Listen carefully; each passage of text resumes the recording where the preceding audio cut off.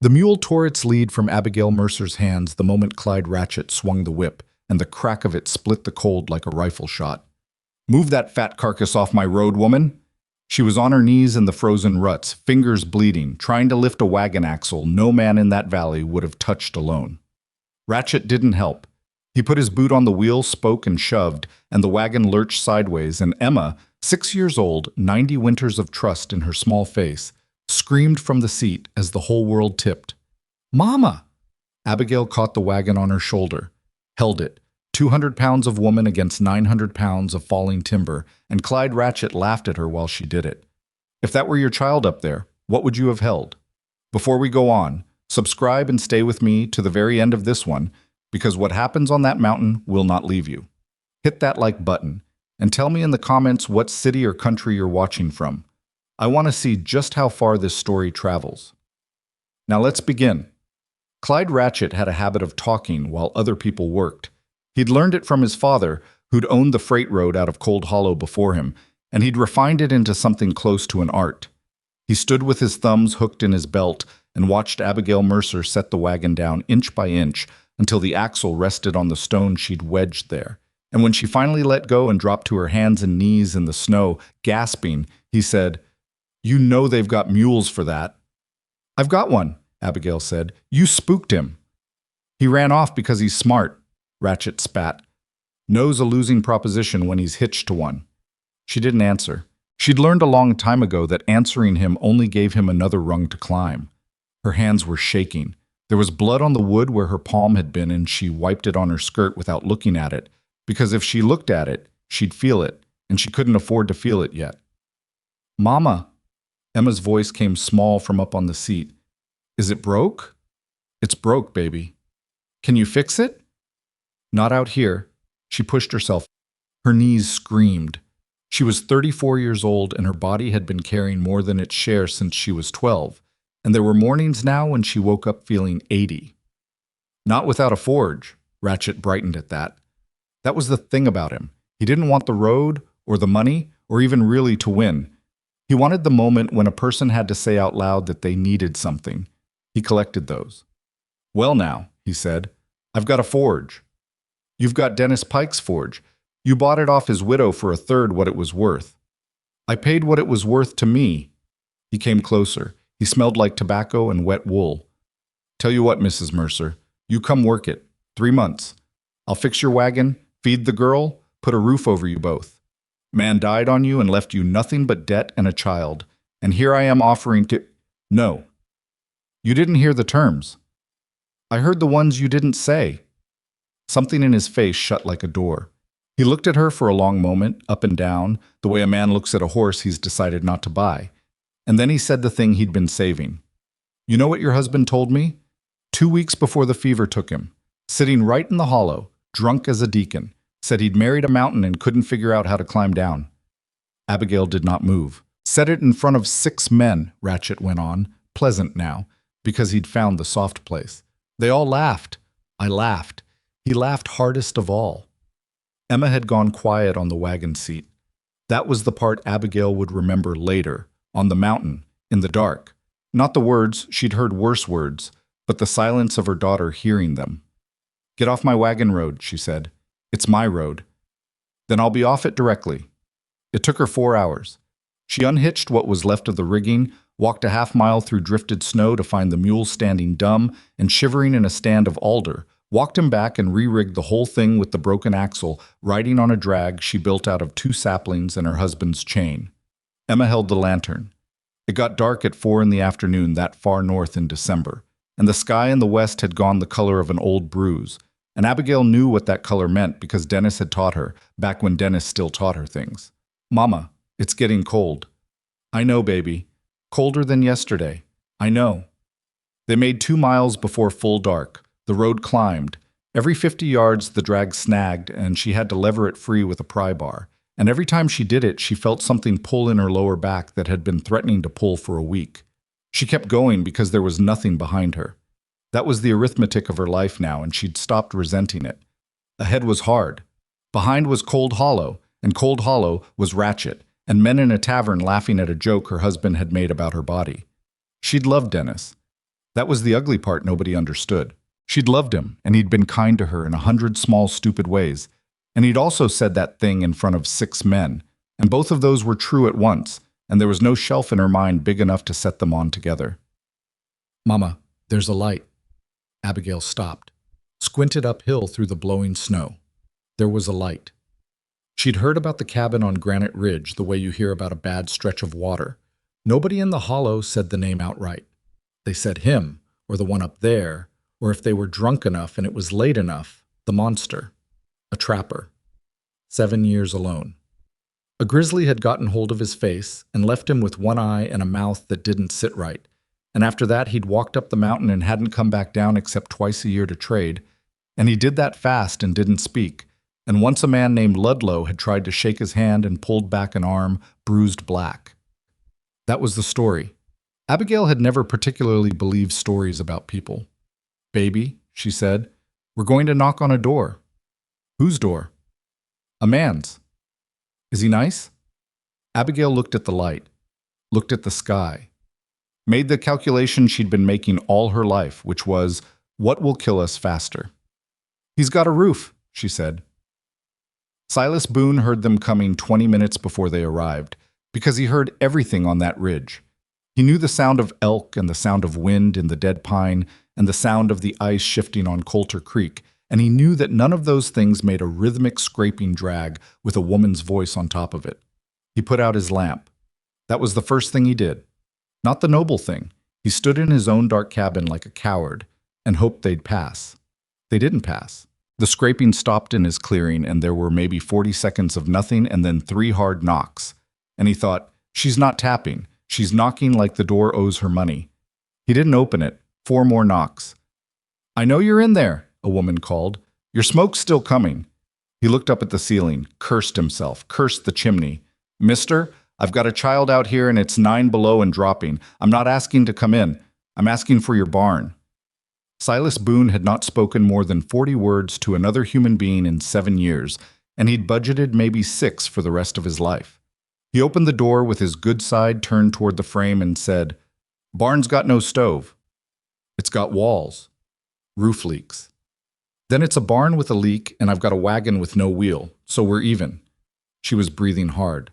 Big woman, coated in snow, hair frozen to her cheek, one hand wrapped in a rag gone stiff and dark. "One night, we'll be gone at first light. Roads closed at first light. Then we'll be gone the light after." "Ma'am." He heard his own voice come out wrong, rusted, too loud, a voice that had forgotten what volume was for. "There's a blizzard coming in behind you. It'll sit on this mountain 4 days, maybe 6. She was quiet. Snow ticked against the wall. "Then I guess I'm asking for more than one night," she said. And that was when the girl stepped around from behind her mother's skirts, holding a lantern in both hands, and lifted it. Silas turned his face away out of pure reflex. He'd done it so many times it wasn't a decision anymore. It was a flinch, the way a beaten dog ducks. He'd seen what his face did to children. He'd seen a boy in the trading post at Fenner's Landing scream so hard he vomited. "Don't," he said, "put that down." She didn't put it down. She raised it higher. He waited for the sound. He knew exactly what it sounded like. It didn't come. He turned back, slow, one eye down at the little face in the lantern glow, and the girl was looking at him. Not through him, not past him. At the ruined side, at the seam that ran from the corner of his dead eye down under his beard, at the place where the jaw had healed crooked because there'd been nobody to set it. "Emma," her mother said quietly. "Come here." "Did a bear do that?" Silas heard himself say, "Yes." "Did you kill it?" "No." "Did it die?" "Not that day." Emma considered this with total seriousness. Then she said, "My mama fixes broken things. She fixed our stove and Mr. Halloway's plow and the church bell rope, and everybody said she couldn't, but she did." She tilted her head. "She can fix you too." The wind moved through this clearing, and neither adult said anything. Abigail put her hand on her daughter's shoulder. "Emma." "What? She can." "That's not—" Abigail's voice caught somewhere and came out different. "Sir, she doesn't mean—" "I know what she means." Silas stepped back from the door. He didn't look at either of them. Mule goes in the lean-to. There's hay under the canvas. Don't touch the black one. He bites. He didn't remember deciding to say it. He'd think about that for a long time afterward, how a man can hold a line for 7 years, and then a 6-year-old says 9 words and the line is just gone. Like it was never a line, like it was a thing he'd been telling himself about himself. The cabin was one room, and it was not clean. Silas had stopped seeing it years ago. There were hides stacked where a table should have been, and a dead fire in a hearth choked with ash, and a smell he no longer registered, smoke and grease and old wet wool, and a man who bathed twice a year. Abigail came in with the girl on her hip and stopped just inside the door, and he watched her take it in, and he waited for the face. Everybody made the face. She set Emma on the one chair, walked to the hearth, and started raking out ash with her bare hands. "Leave it," Silas said. "You've got no draw. Half this is packed solid." She pulled out a fistful and dumped it in the wood box. "Your fire's been smoking you out for a year, hasn't it? Eyes red all the time. Cough in the morning." He said nothing because he did cough in the morning, and he'd assumed that was just what mornings were now. "That's not a mystery. That's a chimney." She rocked back on her heels, and he saw her wince, saw one hand go to her lower back and stop halfway there because she didn't want him to see it. "You got a brush? Long-handled? No? Rope and a sack of gravel?" "Yes." "Then you've got a brush." She stood up, turned around, looked at him full on, both eyes, no flinching, no polite drift toward the wall. "I'm Abigail Mercer. That's Emma. My husband's been dead 11 months, and I've got $14 and a broken wagon, and I'm on my way west to my sister in a place I've never seen, and if you want the honest truth, I don't know if she'll take us." Silas stared at her. Nobody had introduced themselves to him since 1867. "Silas Boone," he said. "I know. They talk about you down in the hollow." "I expect they do. They say you broke a man's arm." He grabbed my hand. "That's not the same as breaking an arm." "No," Silas agreed. "It isn't." Abigail waited. He didn't fill it in. She let it go. And he understood dimly, through 7 years of rust, that letting it go was a kindness, and that she'd done it on purpose. Emma had fallen asleep sitting up in the chair with her boots still on. They didn't talk much that first night. Abigail cleaned the chimney because she couldn't sit still, and because a body in motion doesn't have to think about 6 men laughing in a tavern. Silas held the lantern. Twice he started to say, "You don't have to do that," and twice he didn't, because a part of him he wasn't proud of wanted to see if she'd stop. She didn't stop.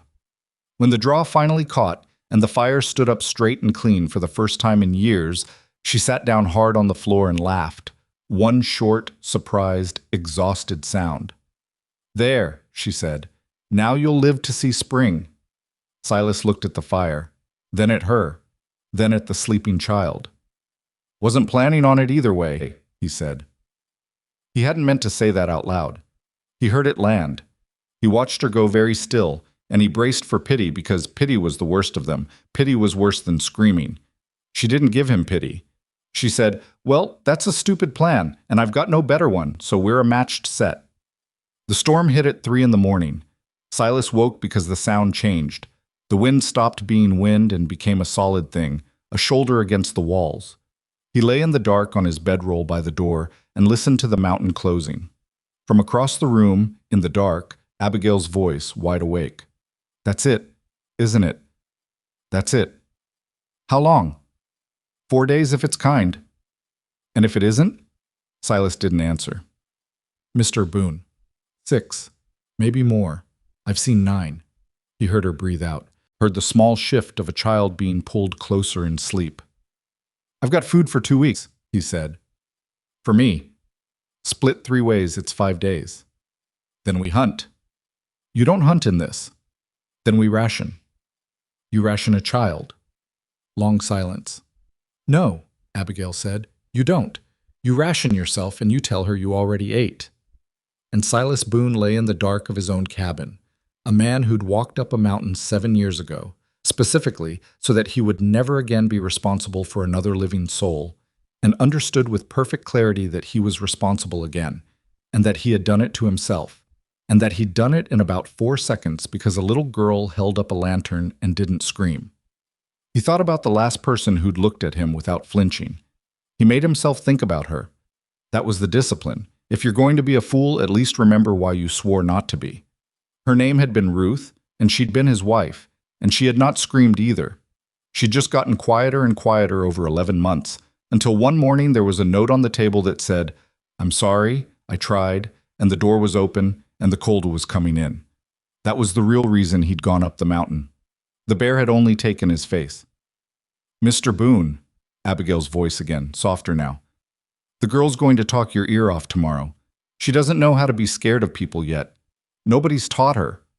Silas stared at the black ceiling. "Don't teach her," he said. Outside, the storm leaned in, and the mountain sealed shut around three people who had every reason in the world to be alone, and none of them slept much before dawn. The first morning under the same roof was the worst one. Silas woke before light, the way he always did, and for about 4 seconds he forgot there was anyone else in the cabin. He got up, moved to the fire, crouched to stoke it, and turned around to find Emma sitting straight up on the bedroll Abigail had made for her on the floor, watching him with the focused intensity of a hunting cat. He froze. She didn't blink. "Good morning," Emma said. Silas looked at the door, which was solid white with packed snow on the other side. No escape there. He looked back at the girl. "Morning," he said. "Do you always wake up that early?" "Yes." "My papa used to wake up early too. Mama says that's because men worry in the morning and sleep in the afternoon." She tilted her head. "Do you worry?" "No." "What do you do then?" He turned back to the fire because it was easier than the girl's face. "I work." "What kind of work?" "The kind that gets done in the morning." Emma considered this with the gravity of a circuit judge. "That's not really an answer," she said. Silas Boone, who had communicated with another human being approximately 60 times in 7 years, and mostly in words under 5 letters, had nothing for that. He put a log on the fire and didn't say anything, and Emma seemed to accept this as a conversational close, and went back to arranging the fold of her blanket with enormous seriousness. Abigail slept another hour. Silas could tell she needed it from the way she slept, flat on her back, arms at her sides, like someone who'd finally let down a weight too heavy to put down standing up. Her breathing was deep and even, but even in sleep there was something set about her jaw, something braced. She was a woman who'd stopped believing rest was safe. He tried not to look at her. He failed, twice. When she woke, she sat up immediately, eyes open, hand going to Emma before she'd taken a breath. Mother's reflex, instinct deeper than thought. And then she saw the girl was fine, and Silas was at the table, and her whole body let go of the posture it had taken on overnight. "How long was I out?" she said. "Little over an hour past first light." She was already pushing herself up. Her right knee buckled slightly on the way, and she caught the wall, and he saw the quick decision in her face to not acknowledge it. "Don't," he said. "Don't what?" "Don't pretend the knee's fine. You came down on it last night getting the mule settled. I heard it." She looked at him steadily. "It's fine." "It's not." "Mr. Boone, I've had a bad knee since I was 19. I've been working on it for 15 years and it's still attached, so I'm going to keep calling it fine and you're going to let me." He put a tin cup on the table. Coffee, or what he called coffee, chicory mostly, with enough grounds to stand a spoon in. She looked at it, looked at him, and sat down. "Thank you," she said. "You don't have to." "Thank you anyway." They sat in a silence that wasn't comfortable but wasn't quite uncomfortable either. It was the silence of two people who'd both spent too much time alone to remember how to fill a room the way normal people did, with little sounds and small words that meant nothing but took up space. Silas noticed that Abigail didn't seem to need to fill it either, and he wasn't sure what to do with that. Emma solved the problem by asking what the mule's name was. "Doesn't have one," Silas said. Emma put down her cup. "What do you call him?" "Mule." "That's not a name." "It's what he is." "Your eye doesn't have a name either, does it?" Both adults looked at her. Abigail made a sound with her throat. "Emma, I'm just saying." The girl picked up her cup again, businesslike. "If I only had one eye, I'd name the other one so it felt important." Silas looked at his coffee. Something moved in his chest that he didn't have a word for anymore because he'd stopped cataloging those. "I'll think on it," he said. The storm didn't let up. Day 2 was worse than day 1, the kind of wind that found every gap in the chinking and sang through it, and the temperature dropped hard enough that frost crept 3 inches inside the window glass. Silas spent the morning checking the lean-to where the animals were, reinforcing a back wall that was bowing, and when he came back in, Abigail had pulled every piece of clothing he owned, both pieces, out of the corner where they'd been bundled for months, and was mending them on the table with a needle she'd produced from somewhere in her coat. He stood in the doorway and looked at his own shirt laid out in her hands, and felt something hot move up his neck that was not gratitude. "Put those back," he said. "This one's got a tear in the shoulder seam you could put your fist through. You've been losing heat all winter through this." "They're my clothes. They're cold traps with sleeves." She didn't stop sewing. "Sit down." "I'm not going to—" "Mr. Boone." She looked up. "I don't know how to sit. I never learned. If I sit, I think, and if I think right now, I'm going to think about things I can't fix, and I've got limited patience for things I can't fix. So I'm going to sew your shirt, and when I'm done with that, I'm going to look at whatever that axle situation is on my wagon, and it would help me considerably if you would simply let me do the things I can do."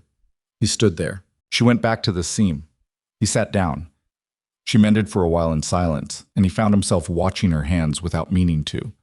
They were not small hands. They were broad across the knuckles, calloused on the inside 3 fingers where a hammer sits, with a scar across the left thumb that curved the same way his forge tool scars curved, which meant heat, which meant she hadn't been lying about the forge work. "You actually worked a forge," he said, "not just helped." "I ran one. Dennis did the selling." She bit the thread. "He was better with people." "That's not a high bar." "No," she said. "I suppose it's not." He waited a beat. "Your husband." 11 months. "What took him?" She refolded the shirt. "Fever. 3 days from fine to gone. Emma was 5. Her voice was level in a way that meant it had cost her something to make it that way. He was a decent man in most respects. Silas heard the most respects and let it sit. "Mine left," he said. He had not said that to anyone.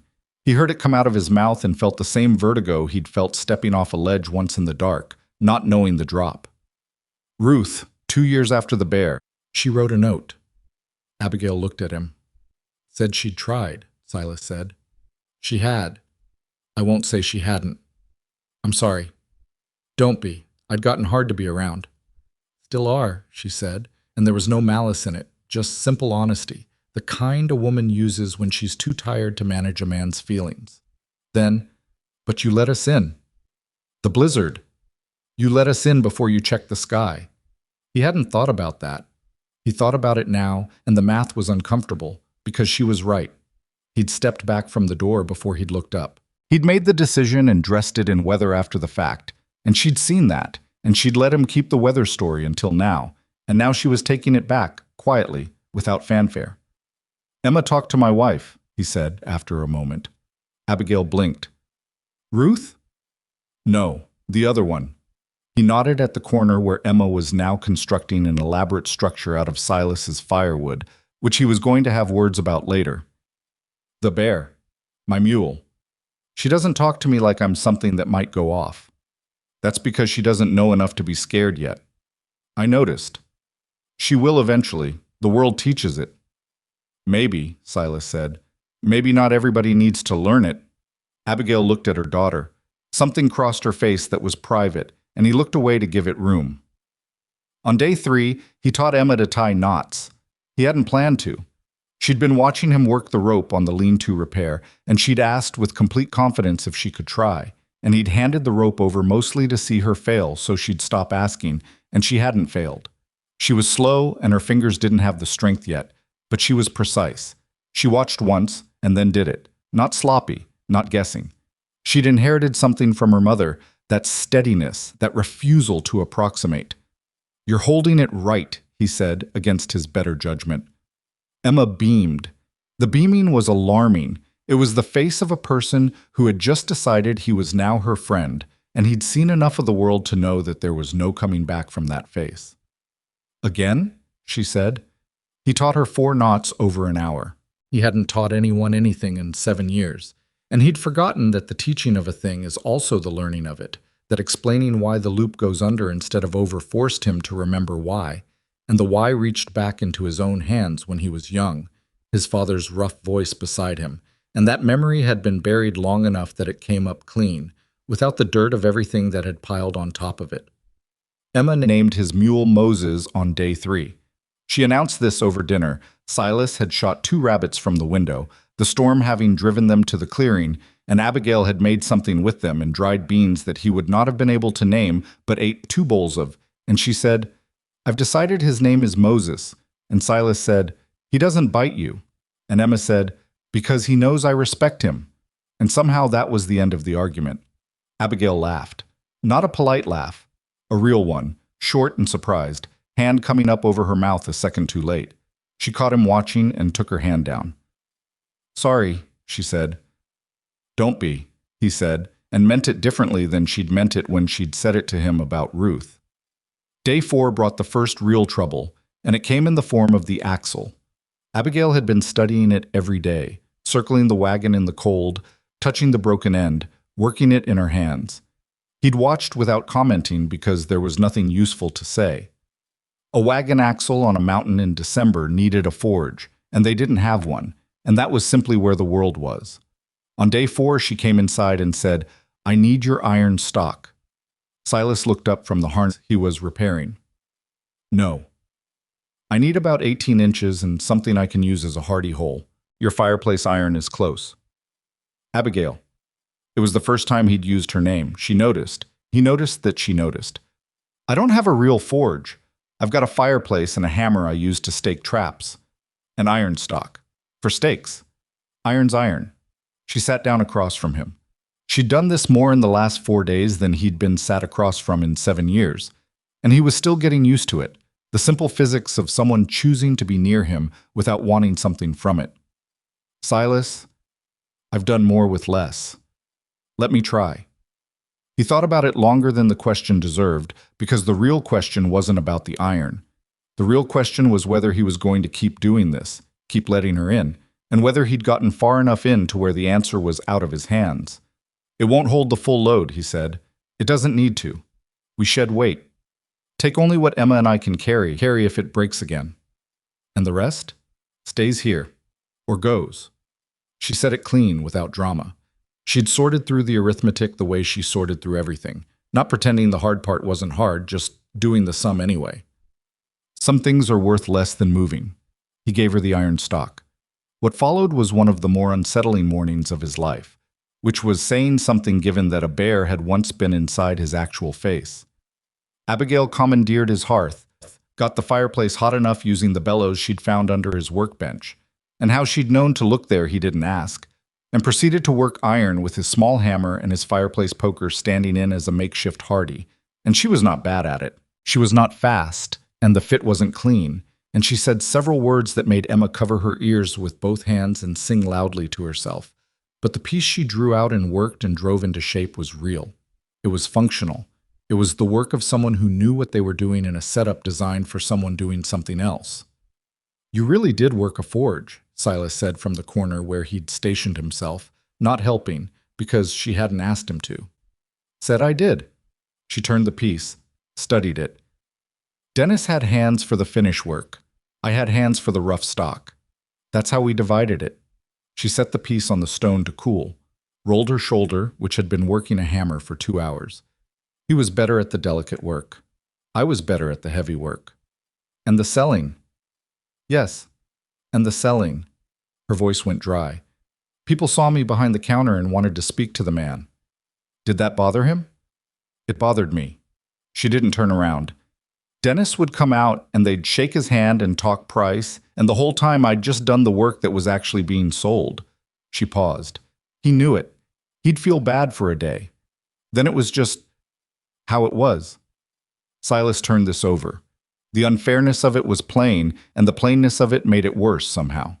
There were injustices that had names and could be argued against, and then there were the ones that were just woven in, that everybody pretended were nobody's fault because they'd been there longer than anyone could remember.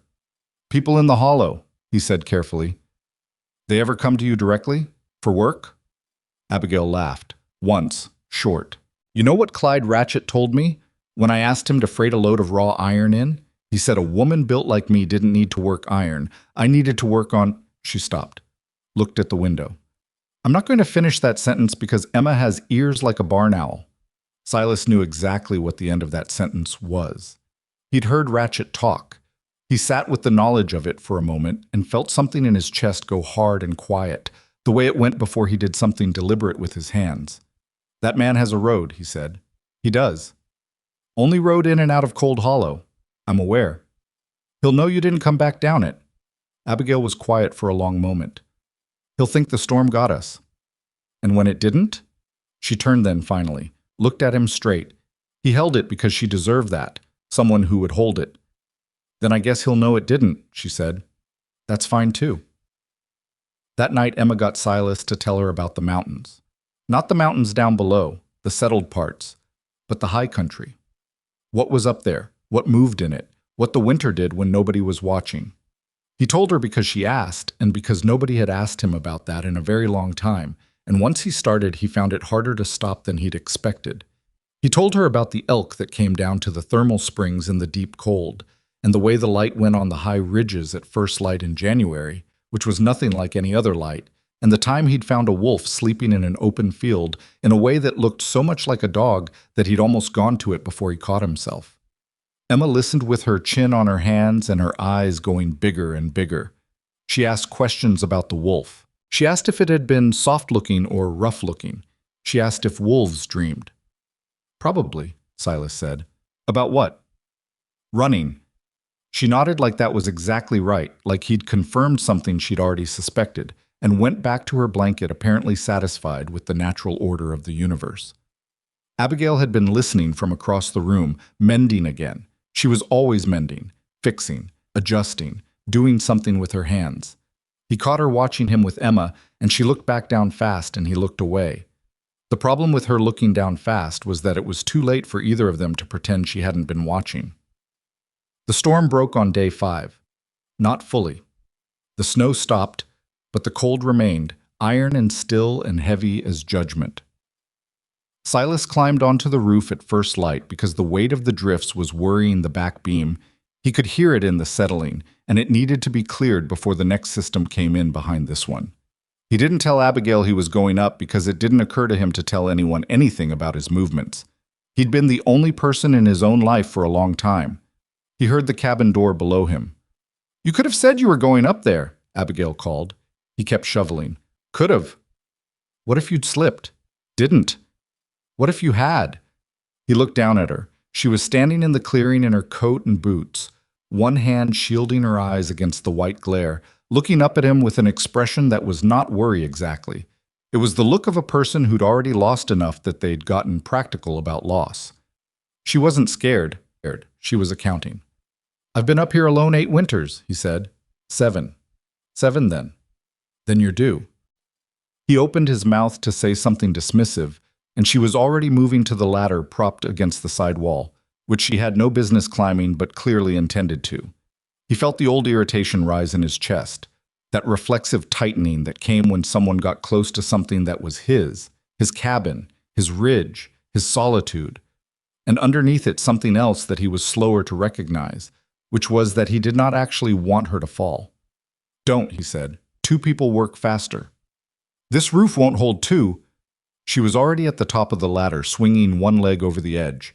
Not graceful, not pretending to be graceful, moving the way she moved through everything, which was with the stubborn physics of someone who'd decided the thing was going to get done.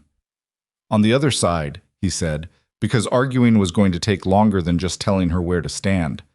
"Work toward the ridge." "I know how snow comes off a roof." "Of course you do."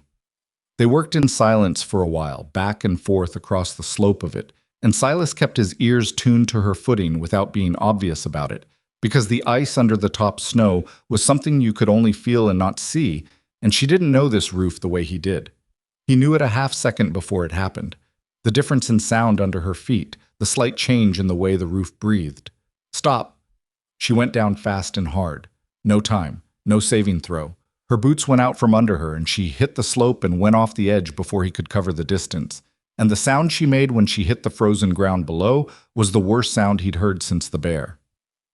He didn't think. I was moving before the sound finished, crossing the roof in 4 strides and going off the edge himself, grabbing the ladder on the way down, barely, dropping the last 6 feet into the snow and running to her through drifts up to his knee. She was on her back, eyes open, breath coming in shallow. Wrong. Don't move, he said, and dropped to his knees beside her. Don't tell me you're fine.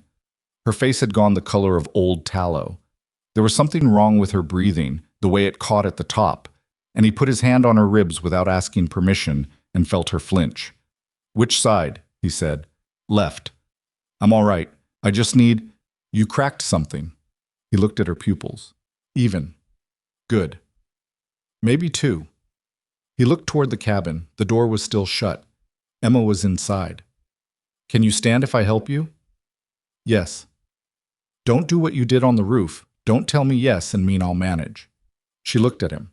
Something moved in her face, some small concession, exhaustion maybe, or the particular relief of someone who'd been carrying a lie so long that being caught is actually a rest. I don't know, she said. I honestly don't know. Then we find out slow, Silas said. He got his arm under her shoulders, and the lifting of her, the actual physics of it, did not register to him as a difficulty. He'd carried deer twice her weight down this mountain.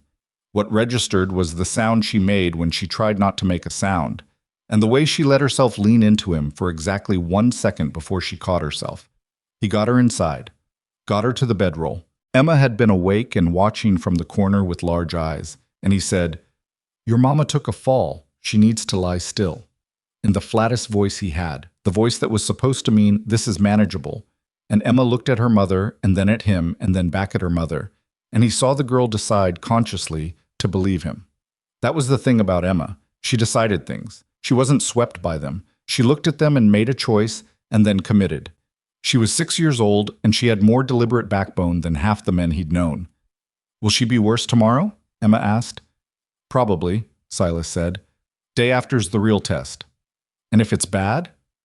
Then I'll do something about it. Emma looked at him for a long moment. The assessing look. The one that was exactly her mother's, even though she probably didn't know it yet. Then she nodded and went to sit beside Abigail and hold her hand with both of hers, quietly, the way a much older person sits with someone sick. Silas built the fire up and went to find what he had in the way of medicine, which wasn't much but was better than nothing. And as he worked, he tried to locate the part of himself that wanted these people to leave, that had stood in the dark that first night, hoping they'd pass, and he couldn't find it. He wasn't sure when it had gone.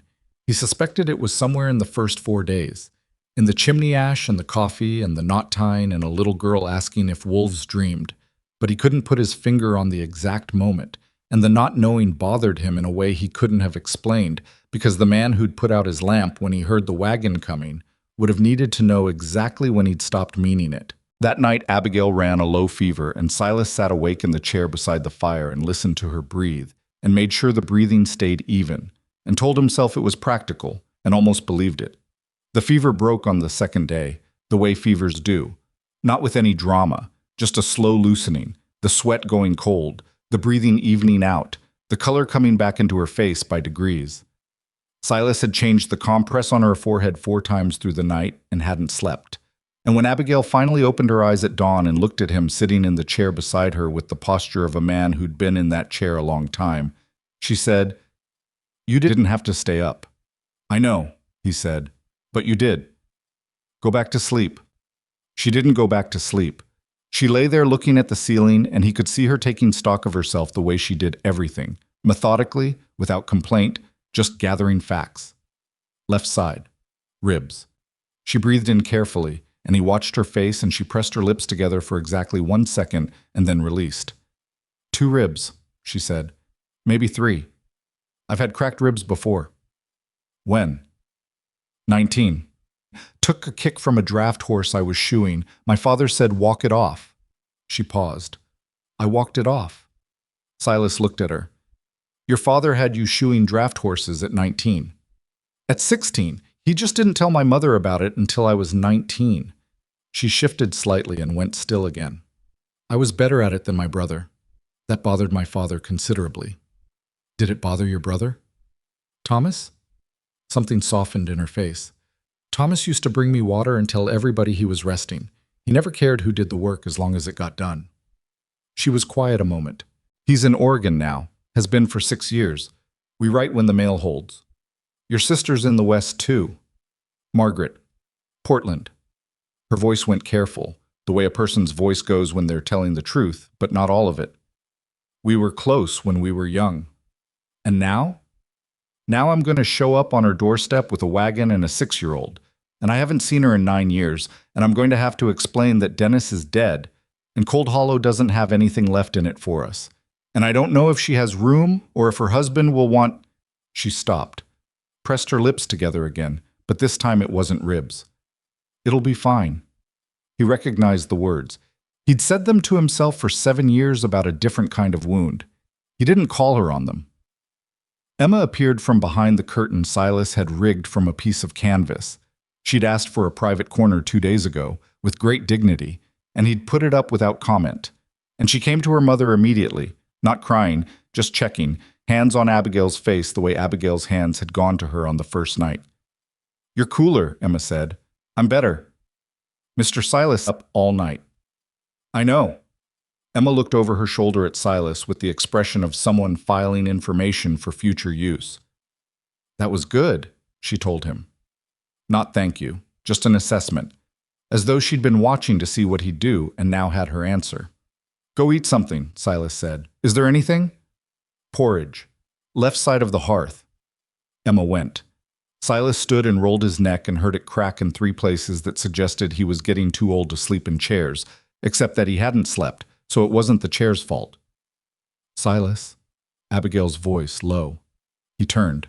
"When you carried me in yesterday," she said, "off the ground." He waited. "Nobody's done that before." She said it flat, just putting it out there, not asking for anything, just saying a fact. "I'm not a small woman. People don't—" She stopped. Something moved across her face and she let it move and didn't hide it. "Dennis used to help me up the porch steps when the board was rotten. That was... He'd put his hand under my elbow. That was the most." She looked at the ceiling. "I know that sounds like I'm saying he was unkind. He wasn't. He worked with what the world gave him to work with," Silas said. "And the world told him something. It told him the same thing it tells everybody." "Yeah." He sat back down in the chair, not because he intended to stay, but because the conversation wasn't done, and standing felt wrong for it. "The bear," he said. "After. I came back to town. To Ruth. She tried. I meant what I said about that."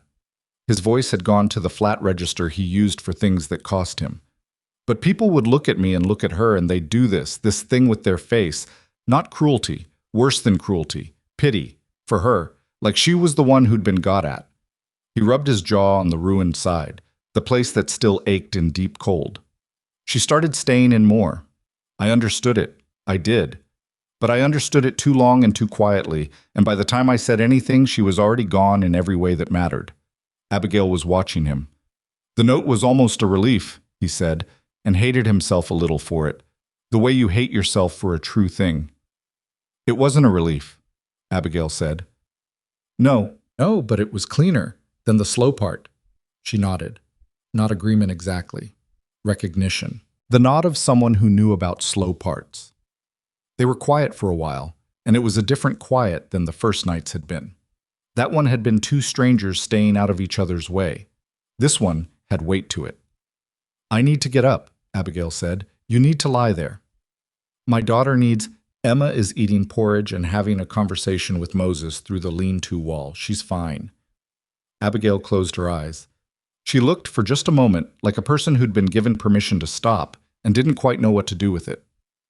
"I'm not good at this," she said. "At what?" "Being taken care of." She opened her eyes again. "It makes me feel like a problem."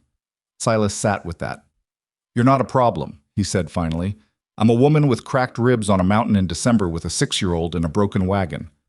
That's a situation, different thing than a problem." She looked at him for a long moment, and then she said something that surprised him. "You're different than they said." "What did they say?" "That you were dangerous." "I am dangerous." "To who?" He didn't answer immediately, because the honest answer was, "I don't know anymore," and he wasn't sure what to do with it. He made her stay down for 2 more days. This required more effort than anything else he'd done on the mountain, including a 3-day blizzard, and the winter he'd had a tooth abscess with no one to pull it. Abigail argued every morning, and he told her the same thing every morning. which was that cracked ribs in the cold could turn into something worse.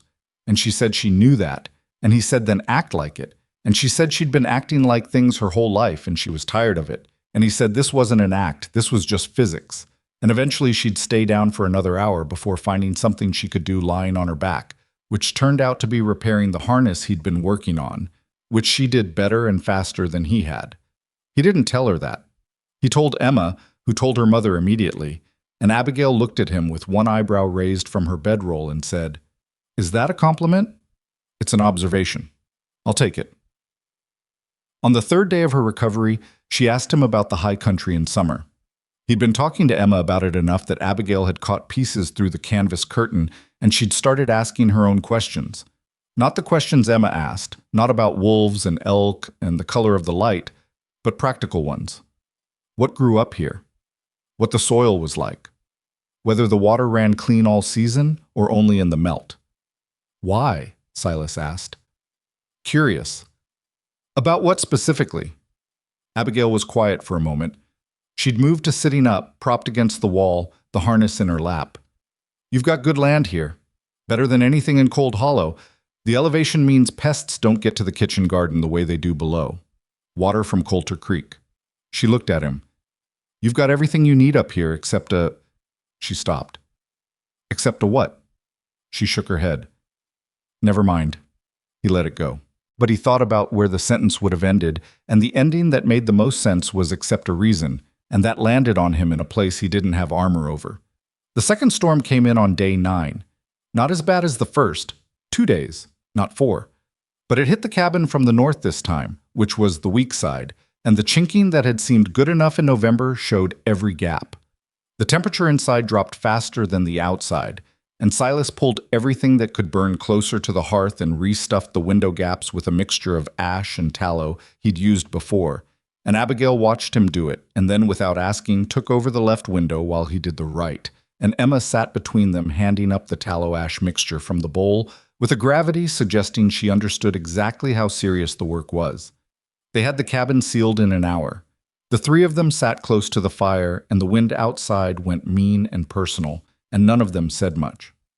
After a while, Emma said, "Tell me about the wolf again." Silas looked at Abigail. She was looking at him with the same quiet expression she'd had when she let him tell the story the first time. Not performing interest, just genuinely there, present. "I already told you," he said.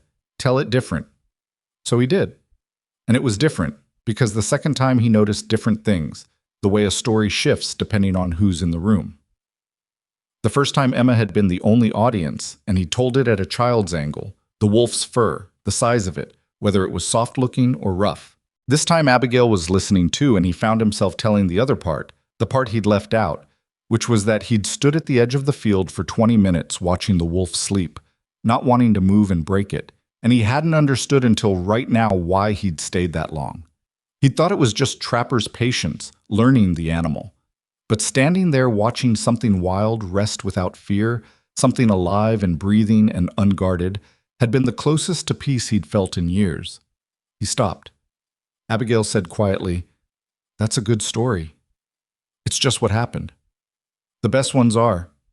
Emma had fallen asleep leaning against his arm. He didn't move because waking her would require untangling, and the untangling would make noise, and she looked asleep, like a thing that shouldn't be disturbed. Abigail watched him not move, and the corner of her mouth went up, just slightly.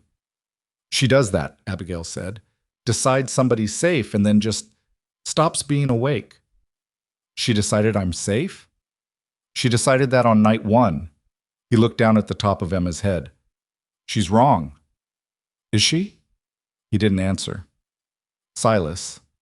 Her voice had changed register, gone quieter. "What actually happened with the bear?" He looked up. "I told you, it got my face." "I know what it took. I'm asking what happened." He told the story so rarely it had gone thin, just the outline, the facts stripped down to the bear, and the face, and the recovery. He looked at the fire for a moment and found, to his own mild surprise, that he had words for the longer version. "I was checking a trap line," he said. "North Fork of the Upper Creek. I'd been lazy. Let 2 days go by without checking. The bear had been in the trap 40 hours. He stopped. 40 hours, he said again, quieter. Abigail was listening without filling the space. She'd been there long enough that it was bad. She was in pain and exhausted and past the point of thinking, just responding. I came up to the trap too fast, careless, and she came off the ground. He touched the scar without quite meaning to. I don't blame her. I was the idiot with the trap. I was the one who'd waited 2 days. You didn't think she'd survive. I didn't know if I would. I was on the ground, and when I got up she was gone, and I had to get back to the cabin, 4 miles, holding my face together. He said it the same way a person reports weather. The flatness of it said more than drama would have. When I got to the cabin, I looked in the tin mirror on the wall, and He stopped. I understood why I understood it right then, looking at that mirror. Because you thought you were monstrous. Because I knew what people would think. Those aren't the same, Abigail said.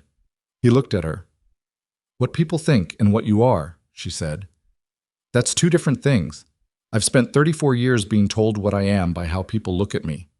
Her voice was steady, but there was something underneath it, a vibration, the way metal vibrates when it's been struck, and you can feel it before you can hear it.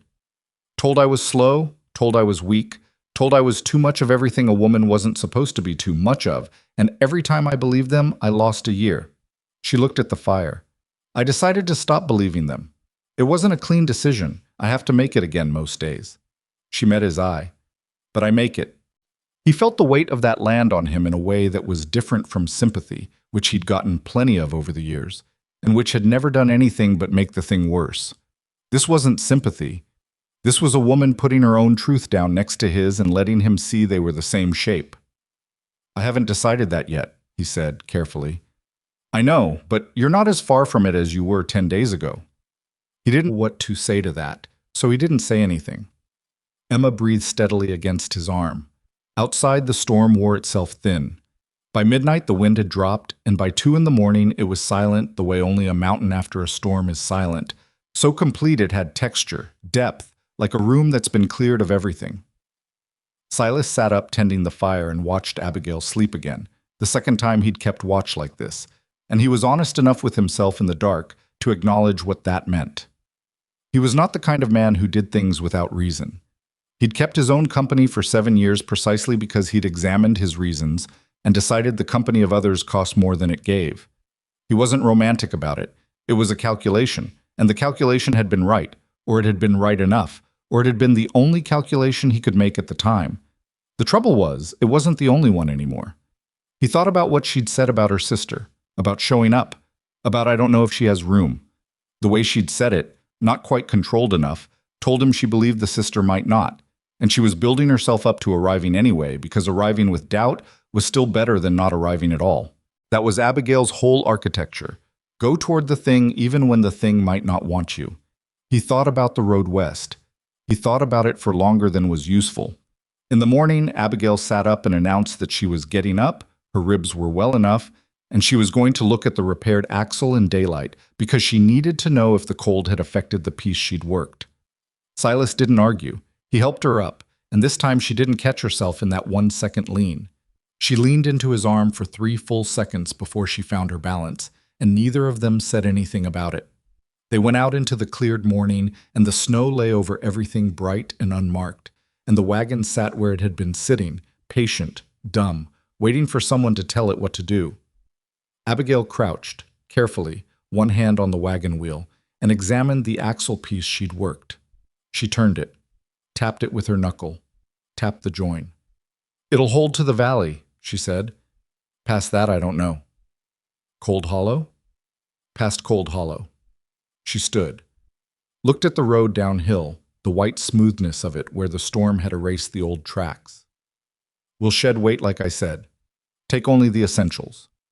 Silas looked at the road too, then at the cabin, then at the length of dead pine between them, the ones that had come down in the first storm and that he hadn't moved yet, that he'd been intending to move, that he'd been putting off for no reason he could name, except that time alone moves differently and the urgency of tomorrow stops feeling urgent. "I need to clear those first," he said. "Road won't open with that timber across it."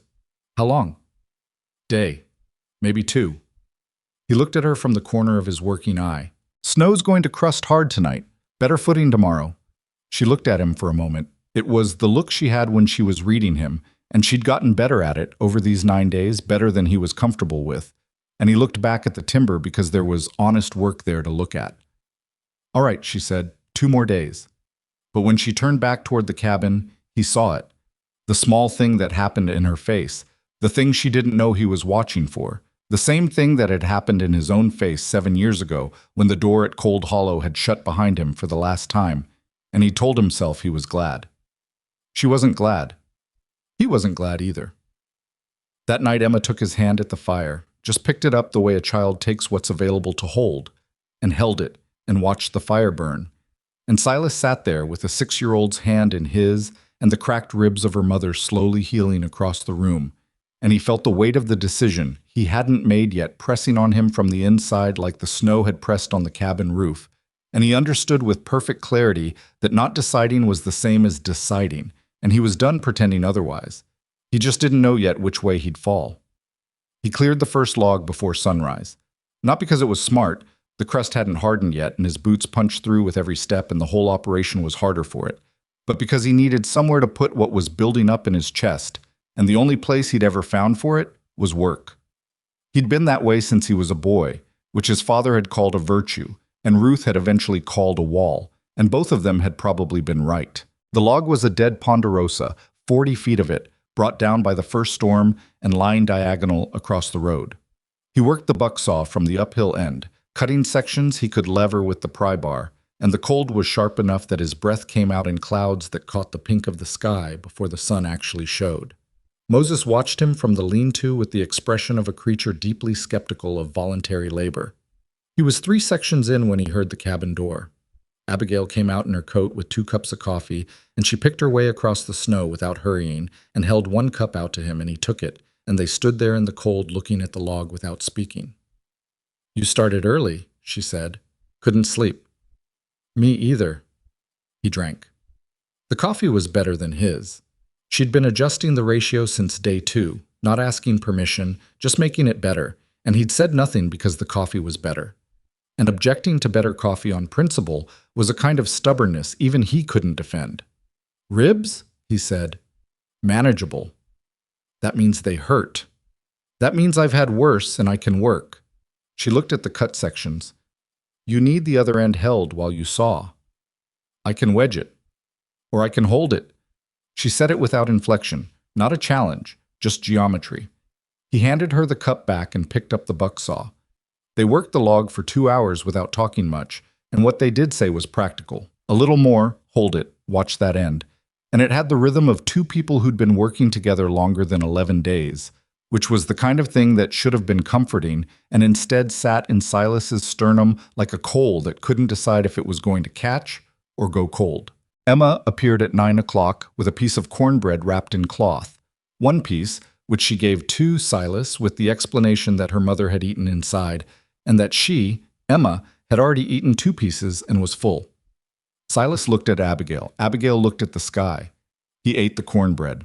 By midday the road was passable. Not clear. There were smaller falls they'd have to navigate around, and the mud under the snow would be treacherous. But a wagon could make it through, which was the measure. Silas stood looking at it. Behind him he heard Abigail do the same arithmetic. "Tomorrow," she said. "Road'll be firmer tomorrow. Better." "Tomorrow, then." He started back toward the cabin, and she fell into step beside him. And they walked in silence, and the silence was the loudest thing he'd heard in 11 days, which was saying something for a mountain. That last afternoon had a quality to it he couldn't name and didn't try to. Abigail spent it going through the wagon, making the decisions she'd told him she'd make. What stayed? What moved? She didn't ask his opinion, but he was there when she picked up a wooden box and held it too long, and he recognized the weight of a box held too long. "Dennis's?" he said. "His father's, actually. Carpenter's tools. Good ones." She set them down, picked them up, set them down again. "They're heavy. I can't take them and keep the weight down. I've got tools." "These aren't your tools." "No," he said. "But I've got room." She looked at him. He looked at the box. "You could leave them here," he said, "until—" He stopped, because until required a second half, and both halves of it were a country he'd been standing at the border of for 11 days. Until, she said, and left it the same shape he had. She left the box. She didn't say anything when she came back inside, and he didn't either, and the box sat in the corner near his workbench where the carpenter's tools settled in among the trapper's tools with a matter-of-fact permanence that neither of them acknowledged. Emma did not handle the last afternoon as well as her mother. He noticed it around 3 o'clock when she came and sat beside him at the table while he was sharpening the bucksaw blade and didn't say anything, which was so unlike her it was a kind of alarm. She watched him work the file for 10 minutes, and he let her watch, and then she said, "What if Moses doesn't want us to leave?" Silas set the file down. "Moses will be fine. He lets me brush him now. He didn't before. He'll still let you. Not if I'm gone." He looked at her. She was 6 years old, and she was not going to cry. He could see the decision happening in her face the way it always happened, the deliberate choosing, but she was close to the edge of the decision being overridden. "Emma," he said. "What?" "Come here." She got up and came around the table, and he turned on the bench so she was in front of him. He was not a man who knew what to do with a child's grief. He'd had no children. He'd not been near children since he was 1. But he knew what it was to have a thing you didn't want to leave, and he knew that sometimes the only honest thing was to not pretend it was going to be fine. "It's all right to not want to go," he said. Emma's chin went. She caught it. "Mama says we have to." "Your mama's right. But I don't want to." "I know. Do you want us to go?" He looked at her straight because she'd asked him straight and she deserved the same. "No," he said. "I don't." Emma was quiet for a moment. "Then why?" "Because wanting and right are different things sometimes. Your mama knows where she's headed, and she's got reasons for going, and they're good reasons, and what I want doesn't change that." Emma looked at him with the expression of someone deciding whether to accept an argument or continue contesting it. She accepted it, barely. "Will you come see us?" she said. Where would I find you?" "Portland, Aunt Margaret's." "I don't know your Aunt Margaret." "I'll write down the address. Mama taught me to write." She was serious now, the grief converted into planning, which was also her mother's way. "Then you'll have it." "All right. Promise you'll keep it." "Emma." "Promise." "I'll keep it," he said, which was not a promise he'd meant to make, and which he understood immediately he would keep, and that understanding settled something in him and disturbed something else, and he wasn't sure the two sensations were different. She went back to her side of the table and he picked up the file, and they sat together in the kind of quiet that was full rather than empty, and he thought that this was the thing about the girl. She took up the right amount of space. Not too much, not performing smallness. Just exactly the amount she had, offered straight. Abigail came in at dusk and cooked the last of the salt pork with dried apples and what was left of his cornmeal, and the meal was better than anything that combination of ingredients deserved to be. He told her so, flat, no ceremony. "It's the apple," she said.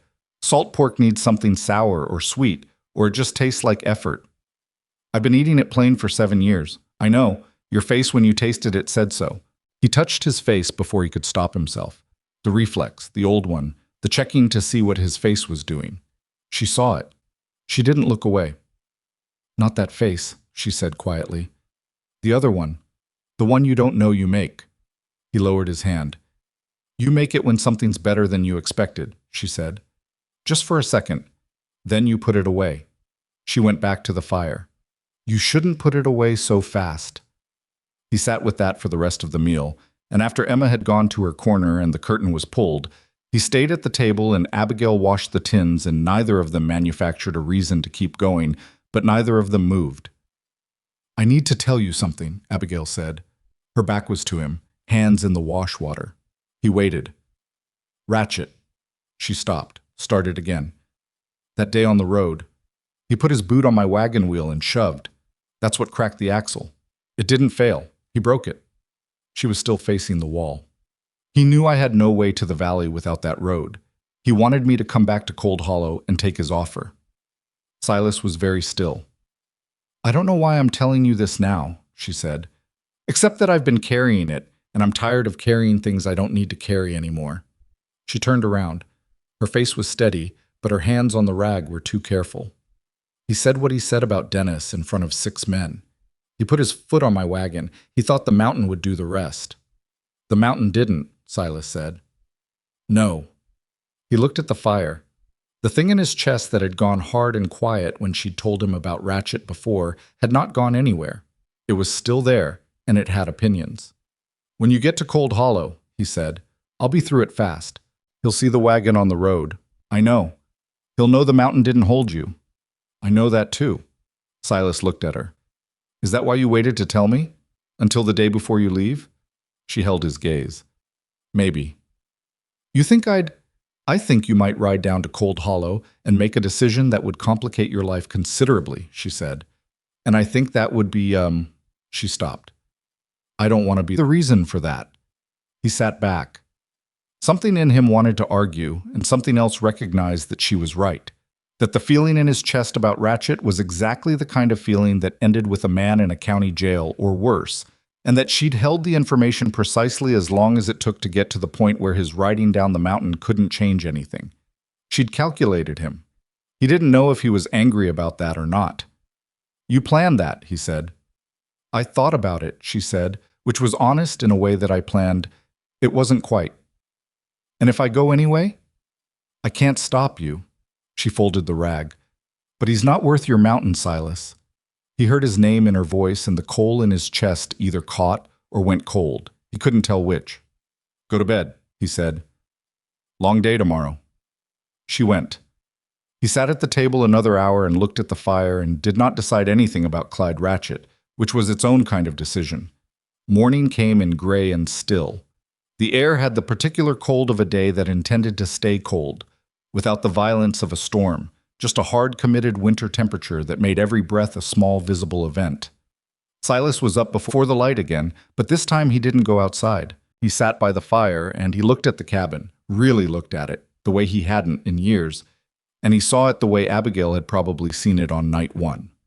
The hides, the ash, the two chairs, one broken, the other borrowed. A man's cabin who had stopped expecting visitors and decorated accordingly. And then he saw what it had been these 11 days. The swept floor. Abigail had done that on day 3, also without asking. The harness hung proper on the peg she'd put in, not his peg, one she'd found a nail for. The curtain across Emma's corner.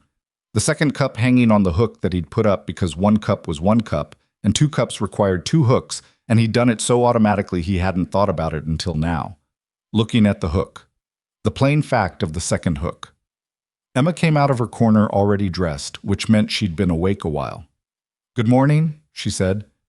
Morning. She came and sat across from him. She had her small cloth bag on her lap, everything she owned that was moving with them, and her hands were on top of it in the posture of someone who had made their peace and was sitting inside it. I put the address on a piece of paper, she said. It's on the table. He looked. There it was, in a child's careful letters, each one worked out with effort. Portland, Oregon. Margaret and Harold Birch, a street that Emma had spelled phonetically and which was probably Burnside or something near it. Thank you, he said. You said you'd keep it. I will. She looked at him with her clear, direct gaze. Mr. Silas, is it lonely up here? He could have said no. He'd said no to that question in his own head for 7 years. It was what it needed to be, he said. That's not the same as no. No, he agreed. It's not. She nodded, satisfied with the honesty. I think you should get a dog, she said. Moses is good company, but he's mean and he doesn't listen. He listens to you. Because I treat him like he matters. She was matter-of-fact about this. If you treat something like it matters, it usually does better. She paused. People, too. Silas looked at this child, 6 years old, who had named his mule and fixed his draft, and asked if wolves dreamed and was now delivering small wisdoms from a cloth bag in her lap, like a person 3 times her age and half her certainty. Your mother teach you that? He said. She doesn't say it. She just does it. Abigail came out of sleep the same way she always did, upright, fast, hand-moving, and found them sitting by the fire in conversation, and she stopped in the middle of the room and looked at the two of them, and something happened in her face that was over before it properly started. Coffee's there, Silas said.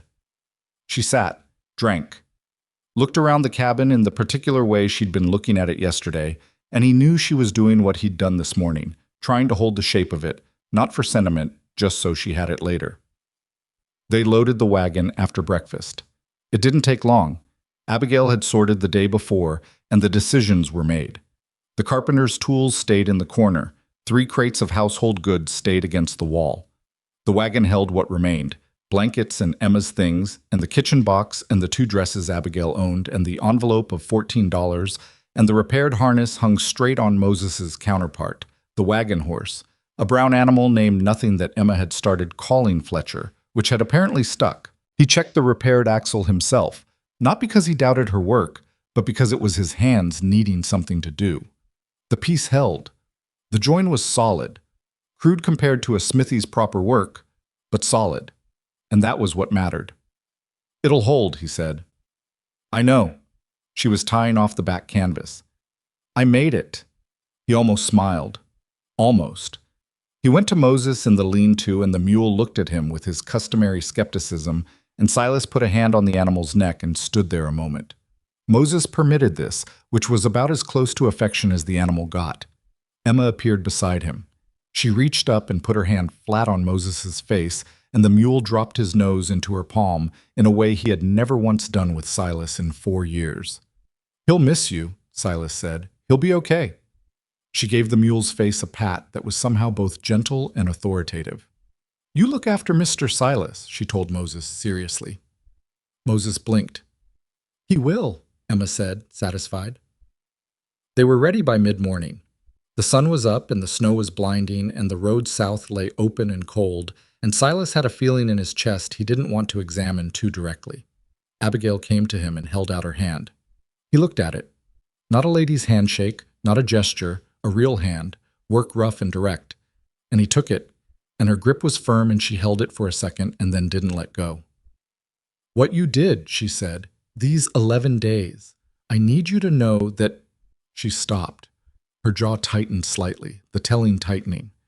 "I've been doing things alone for a long time. I'm good at it. I had to get good at it." She met his eye. "And this was not the same as alone, and I didn't know how much I missed that until it—" She stopped again, let go of his hand, stepped back. "Thank you." He nodded. His throat was doing something he didn't trust. She climbed up to the wagon seat. Emma scrambled up beside her. "Emma?" Silas said. She turned. He went to the side of the cabin and picked up something he'd put there before first light, a piece of rope, tied in the 4 knots he'd taught her, finished off and knotted back on itself so it was a loop, wearable. He handed it up to her.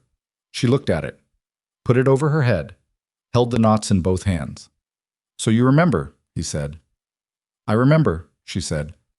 "I practiced every day." He stepped back. The wagon moved. Fletcher pulled steady on the downhill grade, and the repaired axle held, and the road opened up south, and Silas Boone stood in the clearing in front of his cabin and watched them go. He stood there longer than he needed to.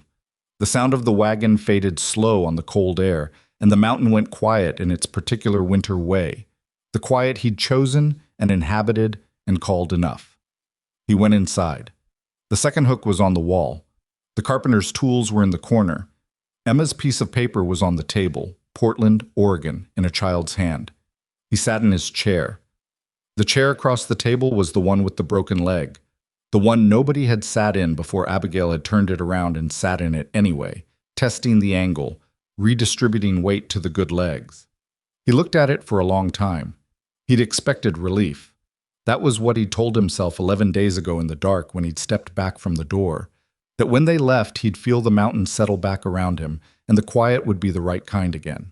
He'd been managing people his whole adult life by promising himself the relief that came after. The relief didn't come. What came instead was the particular silence of a room where something has been and isn't anymore, which is a different silence from the silence of a room where nothing has ever been. He'd thought he knew all the kinds of quiet. He'd been wrong. He sat in it. He sat in it long enough to let it be what it was, because he was not a man who'd learned anything useful by pretending a thing was less than it was. The bear had been what it was. Ruth leaving had been what it was. 7 years alone had been what it was. And this 11 days that had ended with a second hook on the wall and a child's handwriting on a table, this was what it was too. He picked up the piece of paper, Portland, Oregon, Margaret and Harold Birch. He looked at it for a long time. Then he folded it and put it in his coat pocket, in the inside pocket, the one he put things he intended to keep. And he stood up from the chair, and he stood in his own cabin in the middle of a winter morning with every reason to stay where he was and none of the ones he'd thought he had. He looked at Moses through the lean-to gap. Moses looked back at him with his permanent expression of burdened judgment. "Don't," Silas said. Moses blinked. Silas stood there another 30 seconds. 30 seconds of a man who'd been a hermit for 7 years, arguing with himself using the vocabulary of a man who'd been someone else before that, and the someone else was winning, and had been winning since the moment a child held up a lantern and didn't scream. He went to the lean-to. He saddled Moses. He told himself he was going to check the lower trapline, which was a lie, but Moses didn't require the truth and the mountain didn't require it, and he only needed it to hold long enough to get him moving, and once he was moving, the truth could be whatever it needed to be.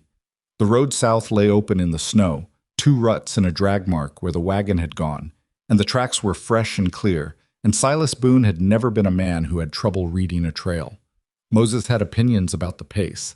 Silas let him set it anyway, because arguing with the mule about speed while he was still arguing with himself about the whole enterprise seemed like too many arguments for one man on one mountain road.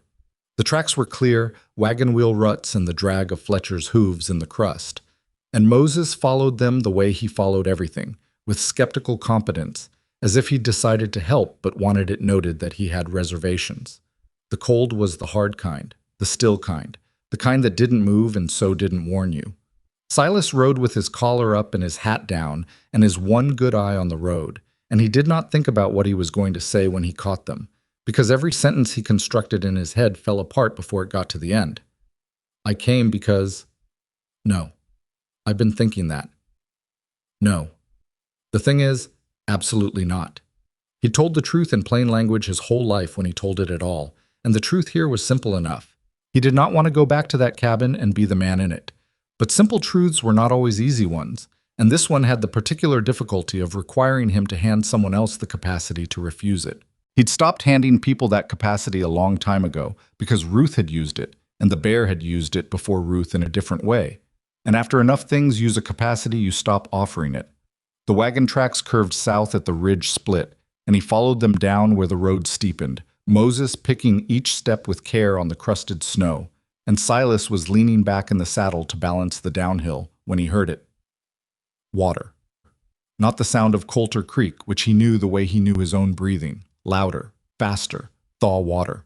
The second storm's melt had come down faster than the ground could take it, and the creek at the valley floor crossing, the one that ran under the wooden bridge, the one that was fine in summer and manageable in fall. That creek would be running high and mean and full of everything the mountain had let go. He pushed Moses faster. He came around the last bend above the valley floor and saw them. The wagon stopped at the creek bank, Abigail standing on the ground beside Fletcher's head, one hand on the horse's bridle, looking at the water. The bridge was there, or the bones of it were. 2 of the 3 support timbers had gone.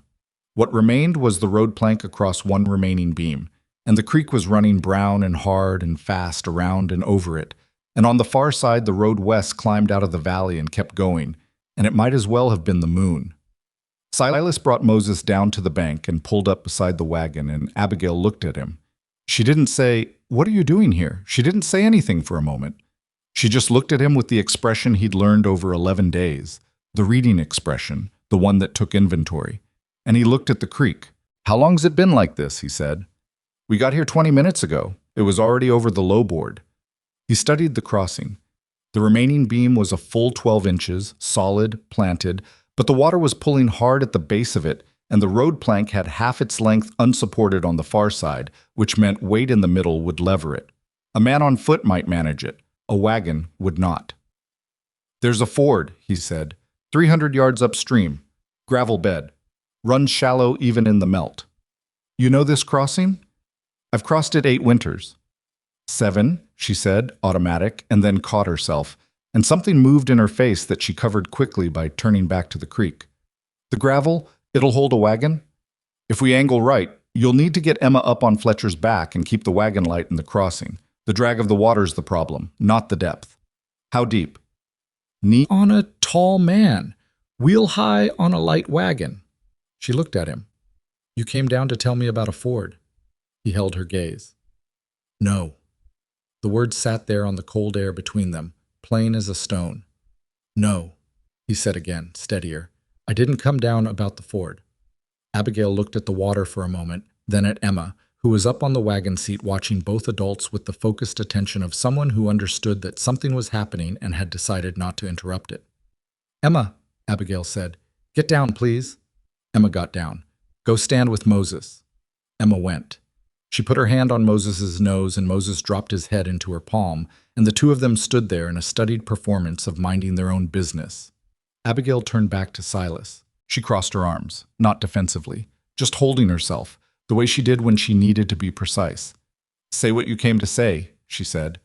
He'd thought about this for 4 miles and had nothing. He had the truth, and he had no dressing for it, so he gave it to her the only way he knew. I sat in that cabin for 20 minutes after you left, he said, and the thing that I'd been calling solitude felt like...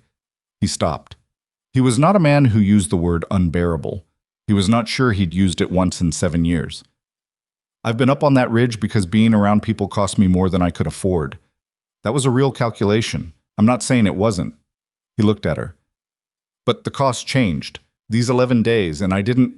He took a breath. I'm not good at this. At what? At saying. I noticed, she said not unkindly. I want to come west. She was very still.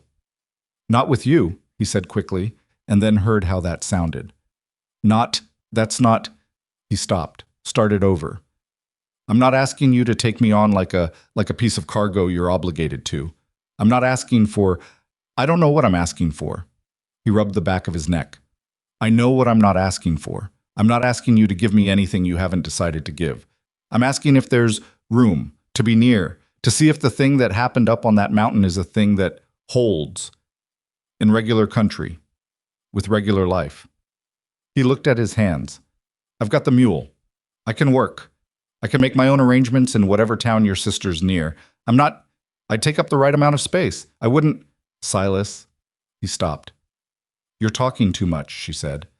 He closed his mouth. She looked at him for a long moment.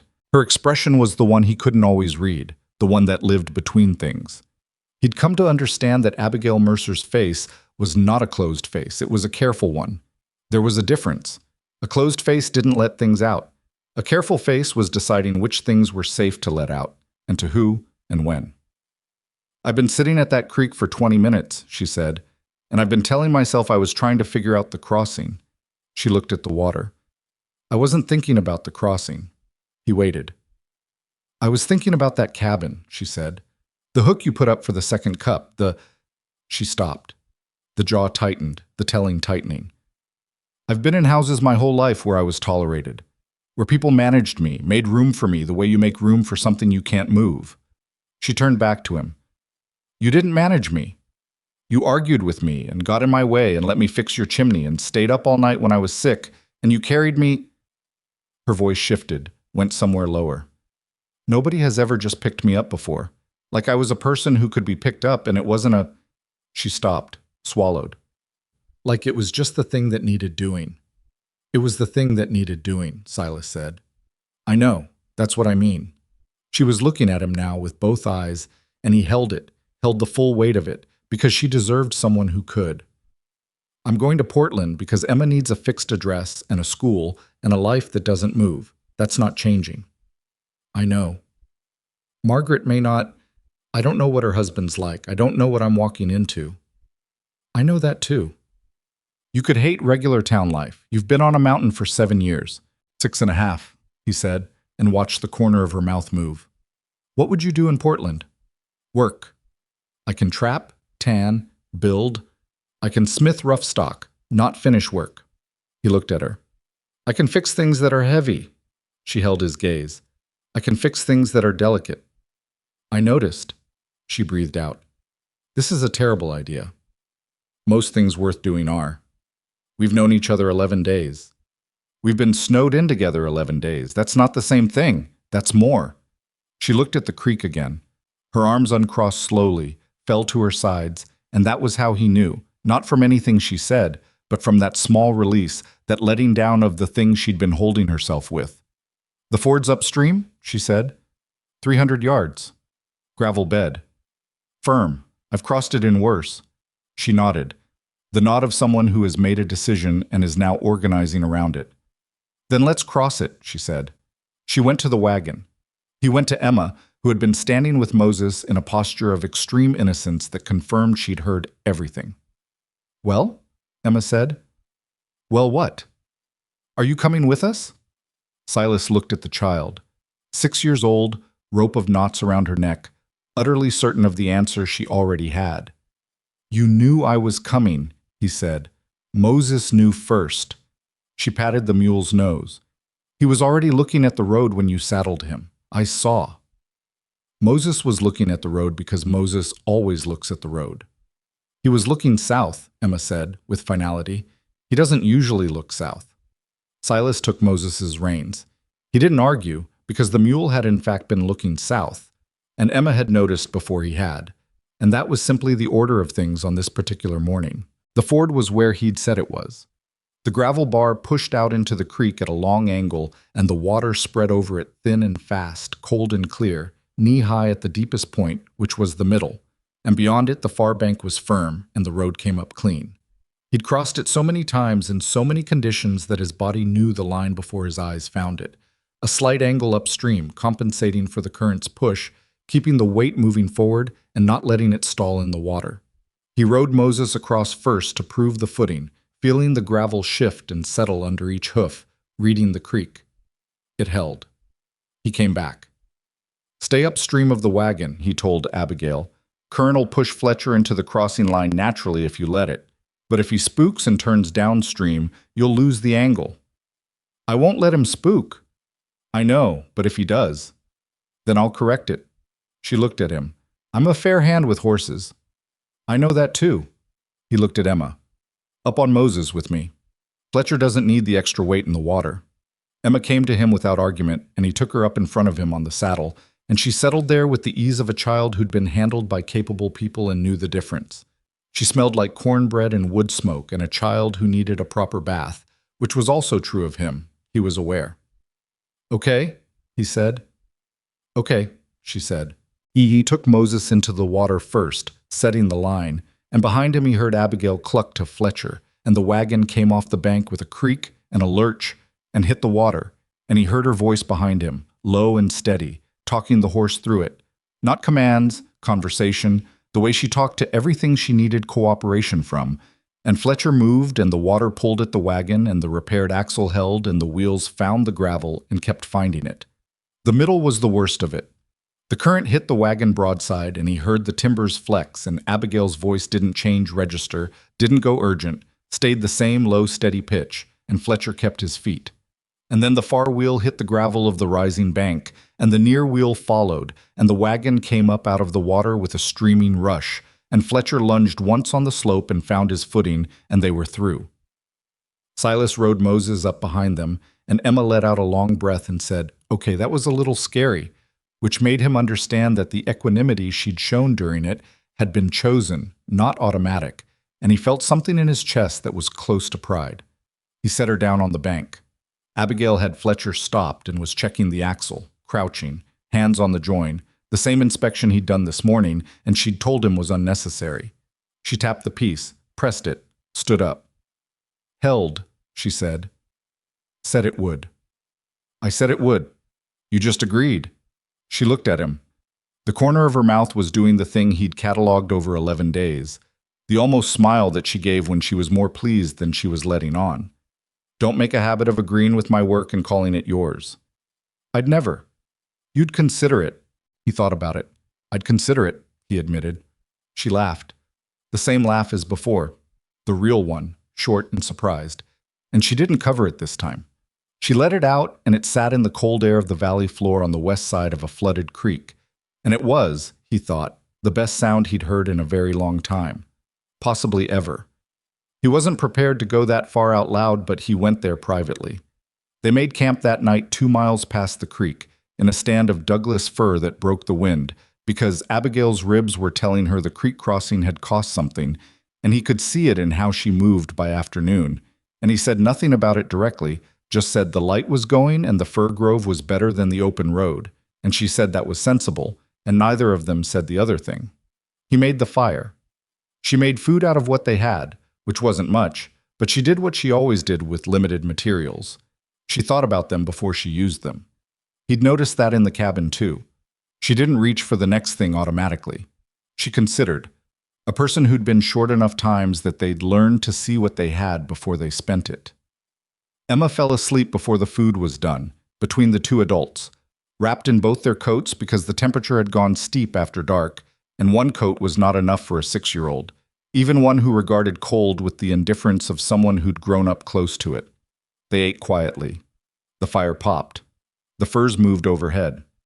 "She'll want a real bed tomorrow night," Abigail said. "How far's the next town?" "Halverson, if the road holds. Day and a half, maybe 2, with the condition of things." "They got a hotel?" "Boarding house. I've got $14. "I've got 38. She looked at him. "Silas." "Don't," he said. "Don't make a point of it. It's money. It's for using." She was quiet for a moment. "I don't want to take your money." "You're not taking it, He paused. The word he almost used was sharing, which was fine, except the one underneath it was partnering, and that word had a weight he hadn't asked permission to put down yet. "We've both got some," he said. "Between us, it's more than enough. That's just math." "I don't want to owe you." "You don't owe me." "I will if—" "Abigail." He said her name the way she'd said his on the mountain when he was talking too much, and it worked the same way. She stopped. "You repaired my chimney. You mended my clothes. You fixed your own axle in my fireplace, and you fed me better food than I'd eaten in 3 years, and you had cracked ribs doing it." He looked at the fire. "I think we're past owing." She looked at the fire too, a long moment. "That's a fair accounting," she said. "I've always been fair at accounting. One of your better qualities." "What are my worse ones?" She tilted her head, considering. "You say you're fine when you're not." "Once." "I've known you 11 days. Fair." He looked at her. "What else?" "You make decisions before you've said them out loud, and then you act surprised when people can't follow them." He thought about Moses looking south. Also fair. "You don't ask for help even when it's standing right next to you with a harness hold." "I ask." "You accepted. There's a difference." She said it without judgment, just the flat accuracy she applied to everything. "And you talk about yourself in the past tense." He looked at her. "I was good at tracking. I used to know that stretch of river. You do it constantly. Like the person who did those things is someone you're describing, not someone you are." He sat with that. It was true, and the truth of it was uncomfortable in the specific way that true things are when someone else finds them before you do. "I've been in past tense for a while," he said. "I know." She looked at him. "So have I. I've been describing myself to myself in the past tense too. I used to be strong. I used to not mind what people said. Past tense is, it's a safe place to keep a thing. You don't have to try to keep it if it's already gone." The fire settled. An ember popped. "We're both bad at this," he said. "Terrible," she agreed. "Does that mean we shouldn't—" "I didn't say that." She looked at him directly. "I've tried things I was good at and they didn't work either. Dennis was good with people and he made jokes about me in taverns. Ratchet's good at business and he breaks widows' wagon wheels." She held his eye. "I think maybe I'd rather try something with a person who's bad at it, in ways I already know." He sat with that for a moment, the precision of it, the honesty, the way she never dressed a thing up to make it easier, just put it down the way it was and let you look at it. "I'm going to be difficult sometimes," he said. "I assumed. I'll want quiet when you'll want talk. I'll want to fix things when you'll want to leave them. I eat too much meat." She blinked. "What?" "You said, on the mountain, that first day, that if we were going to— You said, I eat too much meat." She stared at him for a moment. Then she put her face in her hand and made a sound that was somewhere between exasperation and laughter. And it was the best sound yet, even better than the creek crossing laugh. And he thought he could probably spend a significant amount of time collecting those sounds if she'd let him. "That was— I didn't think you'd remember that," she said, face still partly covered. "I remember everything you say." She took her hand down, looked at him. Her eyes in the firelight were the color of creek water over good stone. Not dramatic, not remarkable, just clear and deep and honest if you bothered to look. He'd been bothering to look for 11 days. I'll cook more vegetables, she said. You'll have to eat them. I'll eat them. And you'll have to talk to Margaret's husband, Harold, who I understand is a man of opinions. I've handled opinionated men. He's not ratchet. He's just particular. I'll handle him. She looked at the sleeping child between them. The rope of knots was still around Emma's neck, even in sleep, the loops of it catching the firelight. Abigail reached out and straightened it, tucked it inside the coat, her hand moving with the automatic tenderness of a mother performing maintenance on a sleeping child. The small, endless adjustments that nobody sees and nobody thanks you for, and you do 10,000 times anyway. She picked you, Abigail said, quiet. I noticed. Emma doesn't pick wrong. She picked Dennis, and Dennis was worth picking despite… She stopped. And she picked you. She picked Moses first. Moses is easier. She looked at him. She picked you second, which took more. She thinks about harder things, harder. Silas looked at the child's face, slack in sleep, the seriousness of it gone for the night, just a small face, just a kid. He thought about what she'd said at the table that last morning. If you treat something like it matters, it usually does better, people too. He thought about a man who'd gone up a mountain specifically to stop mattering to anyone, and who'd lasted 7 years at it, and who'd been undone by a lantern and 9 words. Silas, Abigail said. Yeah. I'm glad the second storm held you, the one that kept us the extra days. She was looking at the fire. I was angry about it at the time. I wanted to move.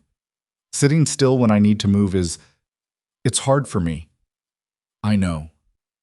But those last days, the stories about the high country, teaching Emma the knots. She was quiet a moment.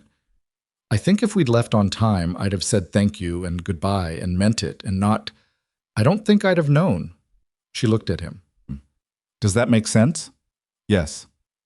The storm gave us time to get past the polite parts. We weren't very polite, he said. No. She smiled, actually smiled, the full one, which he'd seen 3 times in 11 days, and which did something to his face in response that he was aware of and couldn't prevent. We weren't polite at all. That was probably better. They sat in the fire's warmth while the cold pressed in from outside the ring of it, and Emma slept between them, and Moses was tethered nearby making sounds of low-grade indignation at the temperature, and Fletcher stood patient and philosophical in the dark.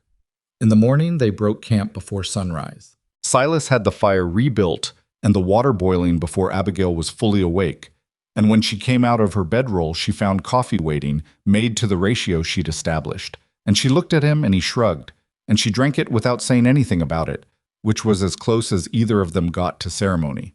Emma woke up and checked Moses immediately, declared him fine, ate her portion of what they had left, dried apple, and the last of the hard biscuits, and then announced that when they got to Halverson, she intended to order eggs if there were eggs available, because she had been thinking about eggs for 3 days and she felt it was time. Noted, Silas said.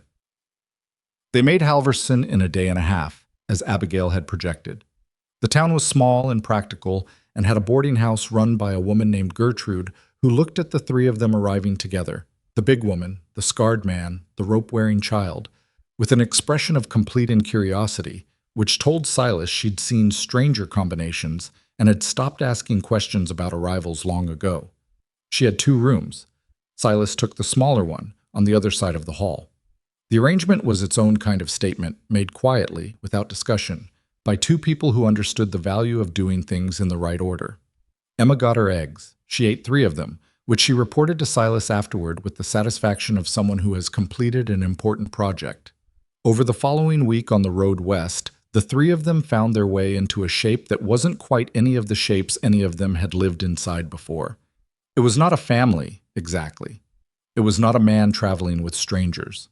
It was something with no clean name, which suited Silas because things with clean names had expectations attached, and this thing was building its expectations as it went.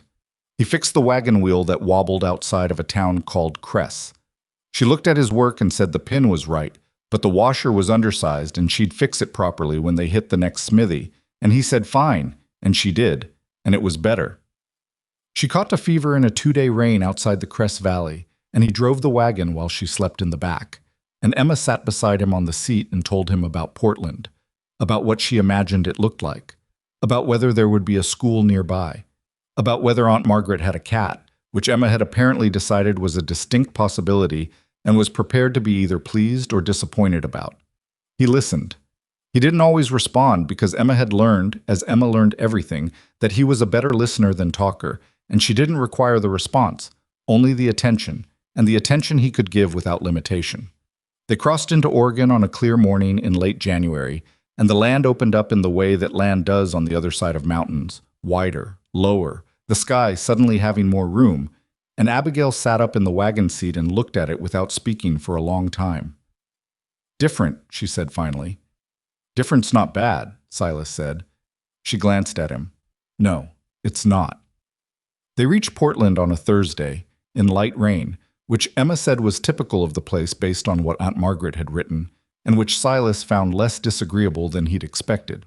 The city was not what he'd thought, smaller than he'd feared, with enough space between buildings that a person didn't feel entirely sealed in. He'd been braced for the feeling he'd had in Cold Hollow, that sense of too many people in too small a territory, but Portland spread out along the river with enough room that the edges of it were still visible from the middle.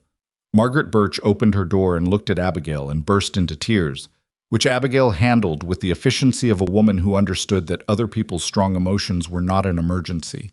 She just stepped in and held her sister and let her cry, and it lasted about 30 seconds before Margaret pulled back and looked at Emma and cried again, and then looked at Silas, and the crying stopped.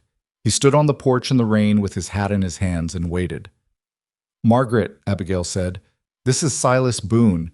He's—" She stopped, looked at him. The pause was not hesitation. It was the search for the right word, and he understood the search because he'd been doing it himself for 200 miles. "He's with us," she said. 2 words. Simple, plain, accurate. Not a claim and not a disclaimer, just the fact of a thing that had happened and was ongoing and didn't need more dressing than that yet. Margaret looked at him for a long moment, at his face, doing the thing people did, though she managed it more quickly than most. And then she looked at her sister, and whatever she saw in her sister's face resolved something, because she stepped back from the door and said, "You'd all better come in out of the rain." The house was warm. Harold was a compact, particular man who did indeed have opinions, primarily about the proper storage of tools and the failure of the current city government to address the state of the Eastern Road. And Silas listened to him for 40 minutes over supper and gave his honest assessment on both topics, and Harold looked at him with the expression of a man who'd expected to be humored and instead found himself answered. "You're direct," Harold said. "I am." "I appreciate that." Harold stabbed a piece of potato. "Most men tell you what they think you want to hear. I haven't got the patience for that."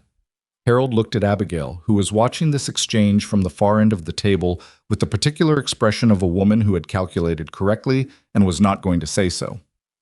Emma was already telling Margaret about Moses.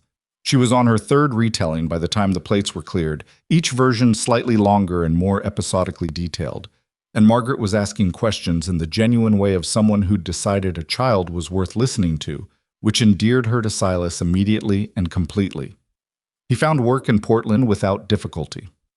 A freight company on the river needed a man who could handle and repair equipment, and the owner, a thick-armed man named Foss who looked at Silas's hands before his face, hired him on the 3rd day, and that was that. He took a room at a boarding house 6 blocks from Margaret's, not close enough to be underfoot, close enough to be found. Abigail found it inside 2 weeks. She and Emma showed up on a Saturday morning with a pot of something she'd made in Margaret's kitchen, and she handed it to him at the door and said Harold had been asked by the freight company if he knew a good smithy for rough ironwork, and she'd told Harold she'd think about it. "You're telling me," Silas said, "Foss will want someone who can do finish work too. Can you?" "I can do finish work. I'm better at rough." "So am I." Between us, it's covered," he said. She looked at him steadily. "That's what I was going to say." He stepped back from the door. "Come in," he said. "Tell me what you need to know about Foss." She came in. Emma came in behind her, looked around the room with professional assessment, located the single hook by the door, hung her coat on it, and turned around. "You need more hooks," she said. "I just moved in." "2 hooks minimum," she said firmly, and went to look out the window at the street below with the air of someone already mentally reorganizing the space. Abigail looked at him. He looked at her. The corner of her mouth moved.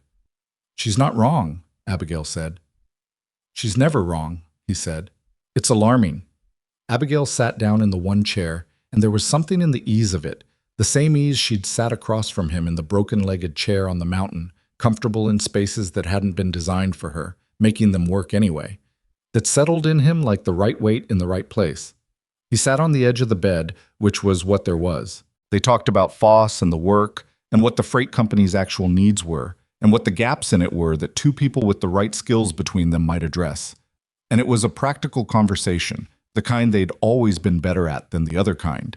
And underneath the practicality was the other thing, the thing that had crossed a flooded creek on a gravel bar and ridden 200 miles on a road that kept presenting new problems, and it was still intact, and they both knew it was still intact, and neither of them made it into more than it was yet, because it was going to be what it was going to be, and both of them had learned it the hard way, that you could not hold a thing so tight you crushed it and call the crushing love. Outside the window, Emma had found something on the street worth her full attention, a dog probably, or a horse, something alive and in need of assessment. The pot on the small stove was starting to smell like something Silas hadn't eaten in 200 miles and already missed. "You should eat," Abigail said. "You didn't come 6 blocks in the rain to watch me eat." "No," she agreed. "But I came. And there's food, so eat." He looked at her. She looked back. "You're going to be difficult," he said. "I told you that on the mountain. You said I was going to be difficult." "We're a match set," she said, which was the thing she'd said to him on night 1, in his dark cabin with the smoke-choked chimney, when he'd said something raw out loud and braced for pity and gotten this instead, plain honesty and a refusal to make it smaller or larger than it was.